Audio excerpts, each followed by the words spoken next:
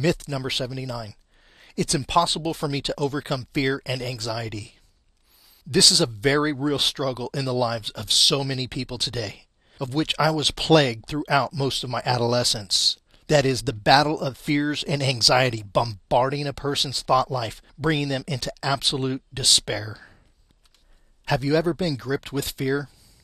I'm talking about that intense feeling that seems almost impossible to shake. Imagine for a moment that experience taking over your entire daily life. Before I became a Christian, anxiety and fear did just that.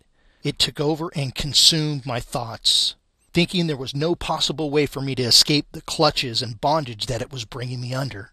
This question continued to linger throughout my mind. What was happening to me, making it all the worse? My entire thought life was plagued with why. Why is this happening to me? What did I do? What's going on in my life? What's wrong?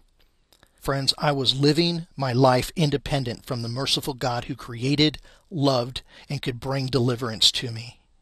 What do I mean by independent? I was living a God-free life, ignorant and oblivious to His existence and my deep need for Him.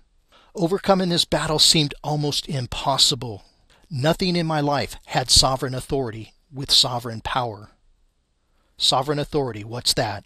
It's the ability that God alone possesses over everything. But for the incredible liberating power of God, who allowed these fears and anxieties in my life, He used them to draw me into His rest and away from trusting in myself by living a life independent from Him. In 2 Corinthians chapter 1, verses 9 through 10, the Apostle Paul states this, "Indeed, we felt that we had received the sentence of death, but that was to make us rely not on ourselves, but on God who raises the dead. He delivered us from such a deadly peril, and He will deliver us. On Him we have set our hope that He will deliver us again." Friends, to live in constant peril of fear and anxiety with complete hopelessness is truly like a sentence of death. Where does comfort come from to the one who is in such a state of torment? What can deliver you from the sentence of death? Matthew chapter 11, verse 25 through 30, Jesus says this, "At that time Jesus declared, I thank you, Father, Lord of heaven and earth, that you have hidden these things from the wise and the understanding and revealed them to little children. Yes, Father, for such was your gracious will. And all things have been handed over to me by my Father, and no one knows the Son except the Father, and no one knows the Father except the Son, and anyone whom the Son chooses to reveal Him. And friends, listen to this. Come to me all who labor and are heavy laden, and I will give you rest. Take my yoke upon you and learn from me, for I am gentle and lowly in heart, and you will find rest for your souls.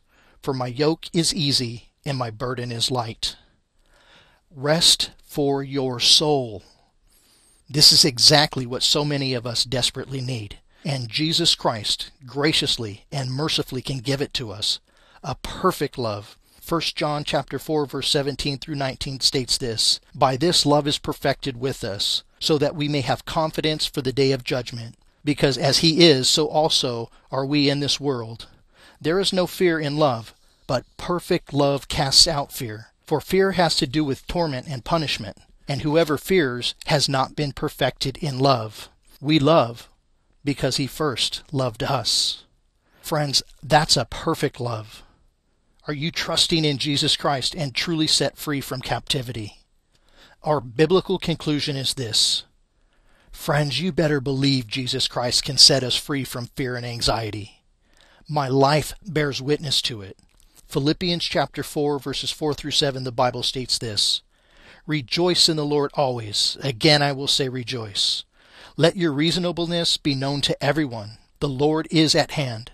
Do not be anxious about anything, but in everything by prayer and supplication with thanksgiving, let your requests be made known to God." And listen to this treasure here. "And the peace of God, which surpasses all understanding, will guard your hearts and your minds in Christ Jesus." In Christ's name, amen.